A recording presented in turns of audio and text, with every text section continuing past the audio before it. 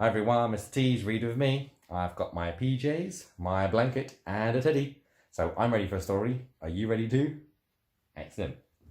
Today's story is The Snail and the Whale, which links in really nicely with this week's home learning. This is the tale of a tiny snail and a great big grey-blue humpback whale. This is a rock as black as soot, and this is the snail with the itchy foot. Do you know the bottom's called their foot?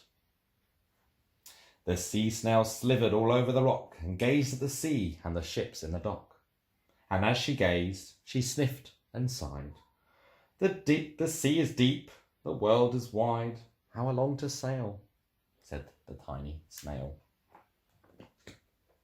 These are the other snails in the flock, who all stuck tight to the smooth black rock, and said to the snail with the itchy foot, "Be quiet, don't wriggle.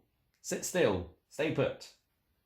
But the tiny sea snail sighed and sniffed, then cried, "I've got it. I'll hitch a lift." This is the trail of the tiny snail, a silvery trail that looped and curled and said, "Lift wanted around the world." This is the whale who came one night when the tide was high and the stars were bright, a humpback whale immensely long, who sang to the snail a wonderful song of shimmering ice and coral caves and shooting stars and enormous waves. And this is the tale of the humpback whale. He held it out of the starlit sea and said to the snail, "Come sail with me." Now, if a giant whale held out its tail to you, would you grab on? I'm not sure I would. I'm a bit worried, but it would be pretty fun. Really like to see a whale as huge as this one. You see it? It's massive. This is the sea, so wild and free, that carried the whale and the snail on his tail to towering icebergs and far-off lands, with fiery mountains and golden sands. These are the waves that arched and crashed, that foamed and frolicked and sprayed and splashed the tiny snail on the tail of the whale. These are the caves beneath the waves, with stripy fish with feathery fins and sharks with hideous toothy grins. Oh, don't they look scary? They swam around the whale with the snail on his tail. I think they want to eat him. This is the sky, so vast and high, sometimes sunny, blue and warm, sometimes filled with a thunderstorm, with zigzag lightning flashing and frightening the tiny snail on the tail of the whale. Thunderstorms can be a bit scary sometimes, can't they? But also lots of fun. And she gazed at the sky, the sea, the land, the waves, the caves, and the golden sand. She gazed and gazed, amazed by it all. And she said to the whale, "I feel so small." She's surrounded by all these huge, beautiful things. And she's such a small snail. But then came the day the whale lost his way. These are the speedboats running a race, zigging and zooming all over the place, upsetting the whale with their ear-splitting roar, making him swim too close to the shore. This is the tide slipping away. And this is the whale lying beached in the bay. Oh no. "Quick, off the sand, back to the sea," cried the snail. "I can't move on land, I'm too big," moaned the whale. The snail felt hopeless and terribly small. Then, "I've got it," she cried, and started to crawl. "I must not fail," said the tiny snail. I wonder what her idea is. What do you think? How is she going to help this huge whale who's stuck? That's a good idea. She could do that. Let's see if it works. This is the bell on the school in the bay, ringing the children in from their play. This is the teacher holding her chalk, telling the class, "Sit straight, don't talk."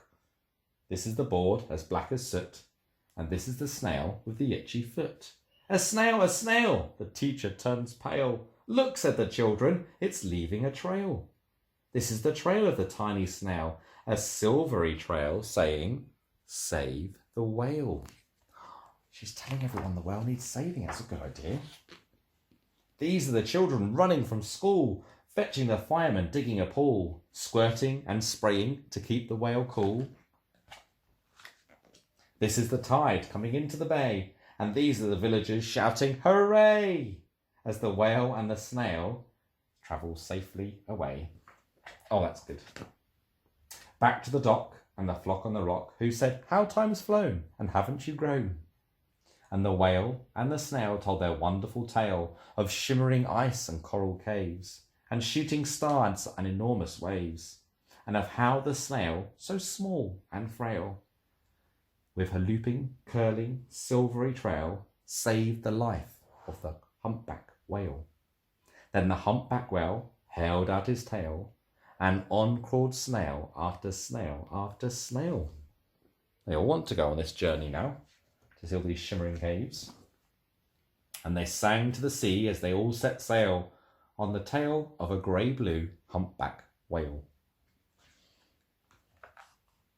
There they go, off on a journey. That was nice. Even though the snail was the smallest thing in the story, it ended up saving this immensely long whale. How cool would it be to see a whale? Do you know, I think we should travel to see one today. So let's get some magic. I think today I'm going to try some wiggly fingers. So if you can wiggle your fingers like this, and we'll see where we turn up. So wiggle your fingers, stretch them out to the screen, wiggle, wiggle. And, magic fingers didn't work. I'm still at home. I really wanted to show you a whale. Behind me, I'm still in my living room. There's not a whale behind. There is a whale behind me. Oh wow, look at that, it's huge. Now I know what it's like to be that tiny little snail in our story. I have to say though, I get a bit worried about this whale. Do you think we could make it disappear so I can do some shout outs? I'm feeling a little bit scared. Yeah, let's try wiggling our fingers again. Say bye-bye to the whale. Bye-bye, nice whale. Please don't eat me. Let's wiggle our fingers. That's better. The whale's gone. Right, let's do some shout-outs and see who is listening to today's story. And say hi Bilal, hi Yanis, hi Julian, hi Xavier, hi Cider and Sadia, hi Lewis, Lucy and Freya, hi Jay, hi Isla and Mila, and hi Harp Teddy and Holly May. I hope you liked today's story. We'll see you again tomorrow. Bye-bye.